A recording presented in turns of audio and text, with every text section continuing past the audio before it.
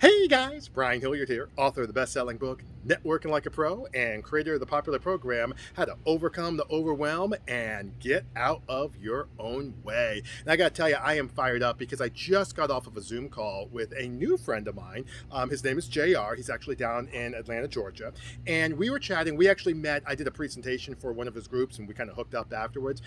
We were chatting a lot about success and some of the different things that you need to do in order to be able to be successful. And he made a really, really good point. I wanted to kind of share it with you. Actually, I wrote it down here real quick.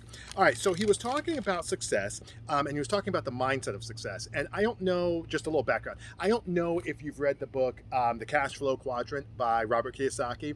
That talks about the different ways of doing things. It talks about, as as an employee, you have a certain, deal. And then as a self-employed person, you have another deal. And then as a business owner, you have another deal. And then as an investor is a whole nother set of deals. So it's the cash flow quadrant: employee, self-employed, business owner, and what was the last? Investor. Okay. So we won't get into that, but that's where he was coming from. He says, listen, part of the reason people have challenge in terms of trying to grow their own business and move forward is because they're walking into an entrepreneurial mindset. They're trying to go in there they're trying to walk into a business owner quadrant. That's what he said. They're trying to walk into it at a business owner quadrant, but what's happening is they're carrying with them some of the challenges and the negative mindset from an employee standpoint.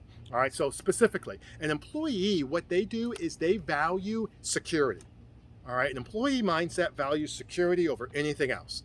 A business owner or an entrepreneur mindset values time freedom. All right, so let me say that again. As an employee of an organization, most people, they're like, oh, I just have a job and I value security. And that's fine. We're not saying right or wrong. We're just talking. Okay, they value security. But when you go as a business owner, you don't have security, do you? You have to get the deals. You got to close the deals. You got to do all those things. We value time freedom, to be able to go out and golf, to be able to enjoy a beautiful day here in our backyard. Like, these are things that we value. Here's the problem. As a business owner, what happens is for most business owners, they came from an employee kind of mentality, right? And what happens is they are trying to get into this business owner mindset and use this vehicle called entrepreneurship to move forward, but they still have vestiges of this employee mindset. They're still thinking in terms of security. They're still thinking in terms of, I don't want to lose anything and I kind of want to keep everything close to the vest, when actually it needs to be the exact opposite. A business owner, I'm not saying it has to be, Wyatt Earp at the OK Corral, but it does need to be, hey, listen, you know what? I'm trying to get to here. For me personally, we want to retire to Portugal, go to Spain, do something like that. We don't value security. Okay, I don't value security. Do I want to be secure? Sure. But through my value of time freedom, I get the security, don't I? Because I'm out doing the coaching, because I'm out making the videos, because I'm doing some of the things, creating some passive income streams, because I'm doing that, I'm actually creating the security that the people over here in the E's are saying that they want, right? But actually don't have. So what does this mean for you? All right, well, if you're finding yourself, maybe you're trying to get to that next level as a business owner, one of the things that you want to take a look at from a mindset standpoint is take a look at what is it that I'm actually valuing. Am I trying to get security through a vehicle that really is going to reward, going after it and time freedom? If so, then maybe, and I'm not saying you should, but maybe you need to say that maybe being an entrepreneur isn't right for me. And that's fine. It's not right for everybody. But assuming it is still right for you, then you got to say, all right, what is it that I need to let go of? Like, what is it that I need to let go of? I need to let go of, for me, I might say I need to let go of my need for control. Or, for you might say I need to let go of my need to have everything perfect. For me, again, one of the things I had to let go of was a need for a plan, for everything to be like ... That was a challenge that I had. Okay, so what you want to be able to do is ask yourself, what is it that you need to be able to let go of? All right, another thing that you can do in terms of as you're going and maybe you're plateauing and you're just like, all right, what is it I need to be able to do to get to that next level? I might still have an employee mentality, but I want to have more of a business owner mindset. What do I need to do to be successful with that? Here's a great little thing, especially if the finances are tight, which is usually what happens. Like when people say security in the first world, they're not necessarily thinking in terms of the house per se. What they are thinking thinking about usually is economically. Do I have the finances to be able to do what I want to and to be secure in what it is I'm doing? So I totally get that. Here's what I did when money, and I had $20 or less in my checking account on 4 separate occasions. Here's exactly what I did.